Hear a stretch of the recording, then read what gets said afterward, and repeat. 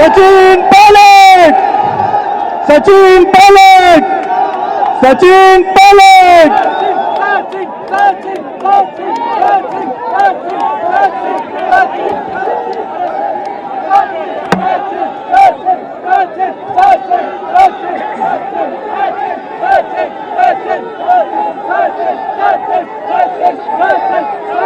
शहर जिला कांग्रेस कमेटी के हमारे अध्यक्ष विजय जैन साहब, महेंद्र हलाब्दा जी, हेमंत भाटी जी, रामनारायण जी, पारस पंत साहब, महेंद्र जी, पूर्व मंत्री राजेंद्र चौधरी साहब, शोभा सोलंकी जी, मनीष यादव जी, सुचित्रा आर्य जी, विद्याधर चौधरी साहब, सुरेश चौधरी जी, केसी बिश्नोई साहब, भीमराज भाटी जी, हमारे नौजवान अध्यक्ष निर्मल भाटी जी, जयपुर की पूर्व महापौर ज्योति खंडेलवाल जी, ओम प्रकाश जी, चुनीलाल राजपुरोहित जी।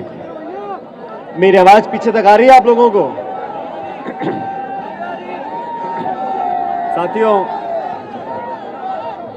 साथियों, मैं सबसे पहले आप सभी लोगों का बहुत बहुत धन्यवाद करना चाहता हूं। आज इस भीषण गर्मी में, मई के महीने में, दोपहर को 1 बजे आप सब हमारी जन संघर्ष यात्रा के शुरुआत में इतनी बड़ी तादाद में यहां पर पहुंचे। मैं दिल से आप सब लोगों का बहुत बहुत आभार व्यक्त करना चाहता हूं। दोस्तों,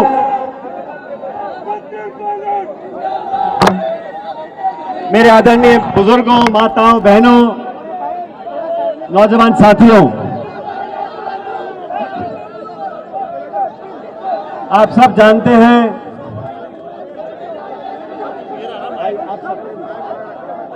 ओ भाई, आप सब जानते हैं, राजनीति में कभी हम सत्ता में होते हैं, कभी विपक्ष में होते हैं। और आप सब ने ये भी देखा 2013 में जब चुनाव हुए, हम लोग, हमारी पार्टी, हम सब लोग बुरी तरह हारे।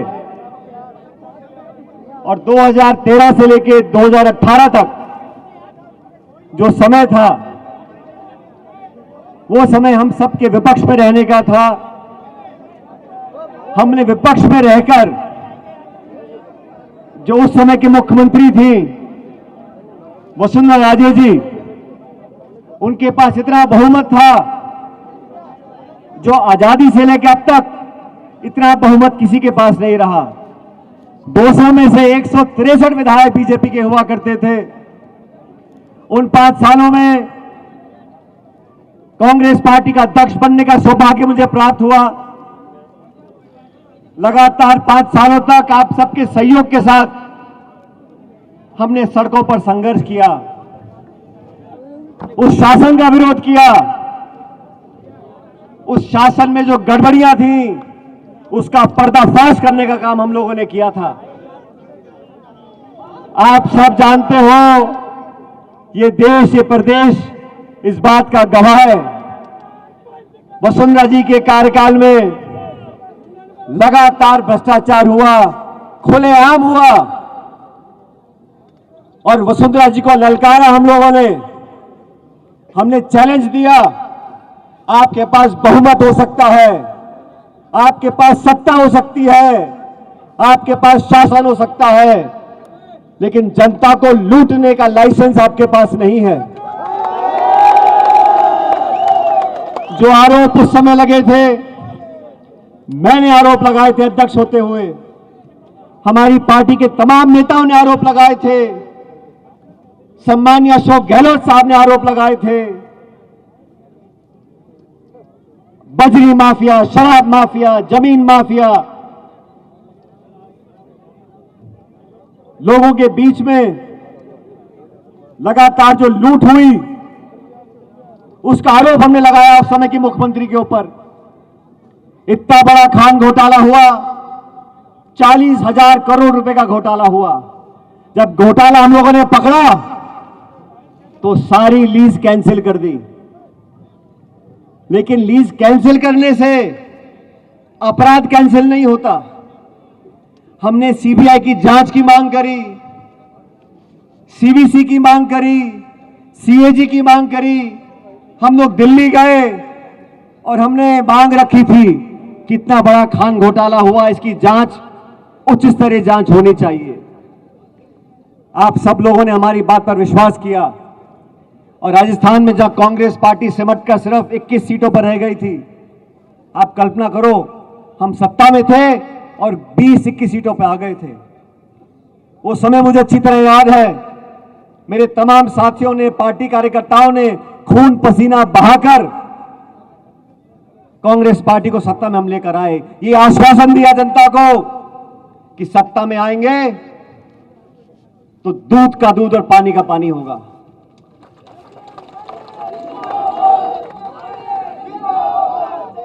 अभी 2 दिन पहले कर्नाटक में चुनाव पूरे हुए। वहां की भाजपा सरकार को हम सब ने कहा और सही कहा कि ये 40% की सरकार है, ये कमीशन खोर सरकार है। और उसी का कारण है जब कर्नाटक में मतदान हुआ, आज हमारी पार्टी को बहुमत मिल रहा है वहां पर, तो इसलिए मिल रहा है, हम भाजपा को इसलिए हरा पा रहे हैं क्योंकि हमारे जो भ्रष्टाचार के आरोप थे उसको जनता ने स्वीकार किया है। कर्नाटक में भाजपा सरकार ने भ्रष्टाचार किया, कांग्रेस हम सब लोग जनता के बीच गए, अपनी बात को रखा और जनता ने आज मन बनाया कि भाजपा सरकार की विदाई तय करी कर्नाटक के अंदर। मैंने 3-3.5 साल तक इंतजार करने के बाद हमारी सरकार को, सम्माननीय मुख्यमंत्री जी को मैंने चिट्ठी लिखी, मैंने आवेदन किया उनको। मैंने कहा आपने और हमने मिलकर जो तमाम आरोप लगाए थे, अब लगभग 3.5 साल हो गए, इन आरोपों की जांच होनी चाहिए। मैं आपसे पूछना चाहता हूं, उन आरोपों की जांच होनी चाहिए कि नहीं होनी चाहिए? मैं 1.5 साल तक चिट्ठी लिखता रहा। मैंने कभी सार्वजनिक रूप से इस बात को नहीं कहा। चिट्ठी लिखी, दोबारा लिखी, याद दिलाया, आग्रह किया, आवेदन किया, लेकिन ना तो जवाब आया ना कार्रवाई हुई। अब चुनाव में बच गए 7 महीने। मैंने जयपुर के अंदर मौन व्रत रखा और 1 दिन का अनशन किया। ये कहा कि वसुंधरा जी के कार्यकाल में जो तमाम आरोप लगे थे, हमने लगाए थे, भ्रष्टाचार हुआ था, उसकी जांच करें। आज से ठीक 1 महीने पहले 11 अप्रैल की बात है, उसके बाद भी कोई कार्रवाई नहीं हुई, कोई जांच गठित नहीं हुई। साथियों, राजनीति में जबान की कीमत होती है और आप लोग अच्छी तरह जानते हो, मुझे भी राजनीति में 20-23 साल हो गए। मैं सांसद रहा, केंद्र का मंत्री रहा, इस प्रदेश सरकार में उप मुख्यमंत्री रहा, स्वर्गीय पायलट साहब कई बार मंत्री रहे, मेरी मां सांसद विधायक रही। पिछले 45 सालों से हम राजनीति में जनता की सेवा कर रहे हैं और आप सब जानते हो, हमारे कार्यकाल में हमारी निष्ठा पर, हमारी ईमानदारी पर हमारे विरोधी भी उंगली नहीं उठा सकते। और आप लोग तो अजमेर के नागरिक हो। मैं आपसे पूछना चाहता हूं, इतना लंबा समय राजनीति में हम लोगों को हो गया, बड़े बड़े पदों पर रहे, पायलट साहब भी रहे, मैं भी रहा। 1 फूटी कौड़ी का आरोप, 1 फूटी कौड़ी का आरोप हम भी को लगा नहीं सकता। तो इसलिए राजनीति में बहुत दुख होता है जब तरह तरह के आरोप लगाए जाते हैं। और आरोप किन पर लगा रहे हैं? हेमाराम चौधरी जी पे लगा रहे हैं,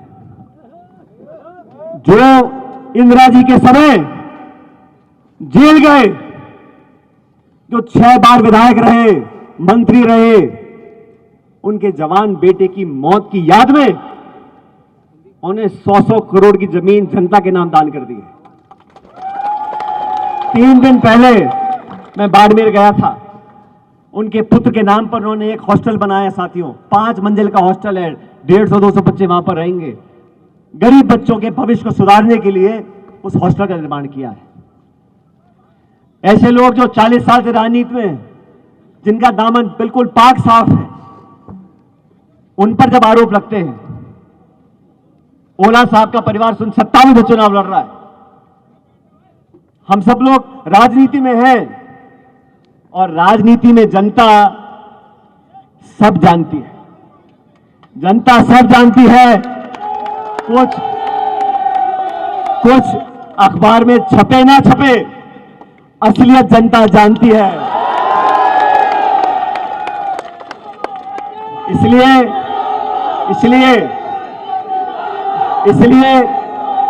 इस राजस्थान के अंदर, इस देश के अंदर हमारे समाज को जो दीमक की तरह खा रही है, वो भ्रष्टाचार की भूख खा रही है। नौजवानों, आने वाला भविष्य आप लोगों का है। एक ऐसे भारत का, एक ऐसे समाज का निर्माण करना है जहां भ्रष्टाचार मुक्त ये भारत और देश बने। मैं आप लोगों से आह्वान करना चाहता हूं, मैंने 2 दिन पहले जयपुर में निर्णय लिया और निर्णय लेने के बाद मुझे बहुत लोगों ने कहा, अरे क्या सचिन पायलट जी, आप पैदल चलना चाहते हो, 100-100 किलोमीटर चलना चाहते हो, मई का महीना है, आग बरस रही है। मैंने उनको कहा, राजनीति आग का दरिया है, इसे तैर कर पार करना पड़ेगा।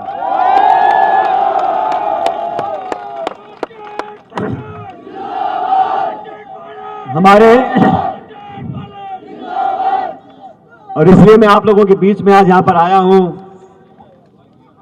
इस मिट्टी से, यहां के लोगों से, आप सब से एक ऐसा रिश्ता है जो दुनिया की कोई ताकत चाहे उस रिश्ते को कमजोर नहीं कर सकती।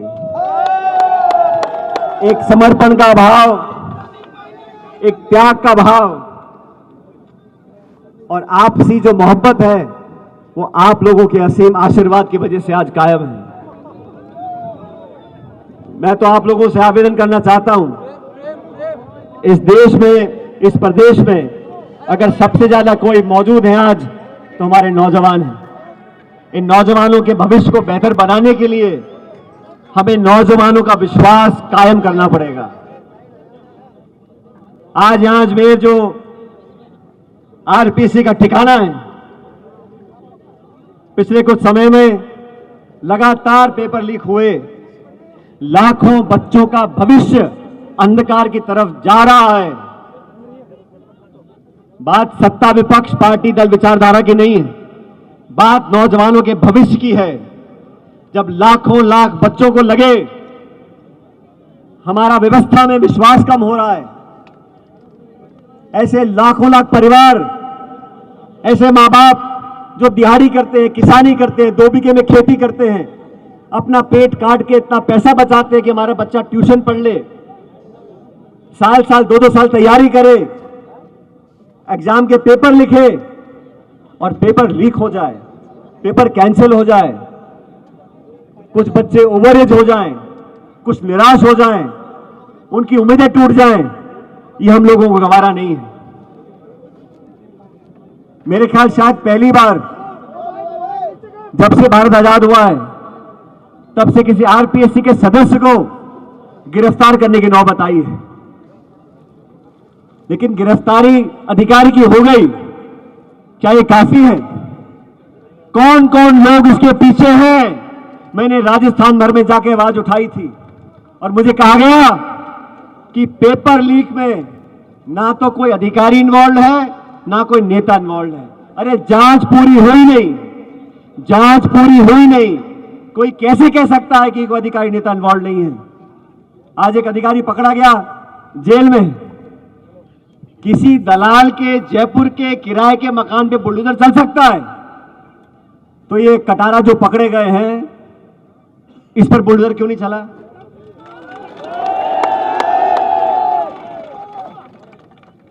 अपनी आवाज उठाने के लिए, आपकी आवाज सुनने के लिए, जनता की आवाज बनने के लिए हम लोगों ने यात्रा निकाली है।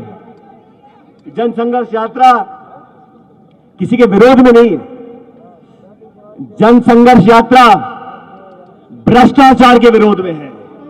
जनसंघर्ष यात्रा नौजवानों के संरक्षण के लिए है। हमारे बच्चे बच्चियां पढ़ लिख कर उन पदों पर बैठे जहां से नीतियां बनती हैं। ये सपना स्वर्गीय पायलट साहब का था। किसान का बच्चा, गरीब का बच्चा, मजदूर का बच्चा, दिहाड़ी करने वाला बच्चों, माँ बाप के बच्चे उन पदों पर बैठेंगे जहां से आरपीएससी की नीति बनती है, शिक्षा नीति बनती है, सरकार के नियम कानून बनते हैं। उन पदों पर वो नौजवान बच्चे बैठेंगे तो देश में सही नीतियां बनेंगी। मैं तो साथियों, क्योंकि यहां आपके बीच खड़ा हूं, मैं आप लोगों से पूछना चाहता हूं, क्या नौजवानों के भविष्य को बेहतर बनाने के लिए हम लोग साथ नहीं आ सकते? क्या इस प्रदेश से भ्रष्टाचार, करप्शन को मिटाने के लिए हम लोग साथ नहीं आ सकते? तो मेरे दोस्तों, माताएं बहनें बैठी हैं, मैं जानता हूं रास्ता मुश्किल है, गर्मी का समय है। इस प्रदेश की राजधानी जयपुर यहां से 125 किलोमीटर दूर है। मैं आप लोगों से पूछना चाहता हूं, मेरे साथ इस करारी धूप में इस रास्ते को नापने के लिए आप तैयार हो कि नहीं तैयार? क्या बोला? मुझे आवाज नहीं आई। क्या आप लोग तैयार हो कि नहीं तैयार हो? दोनों हाथ खड़े कर बताओ, मुट्ठी बंद कर बताओ, मेरे साथ जोरदार नारा दो, भारत माता की, भारत माता की। आखिरी नारा आसमान को भेद कर आवाज आनी चाहिए जयपुर तक, भारत माता की। बहुत बहुत धन्यवाद। राम राम साहब, अब चलो मेरे साथ।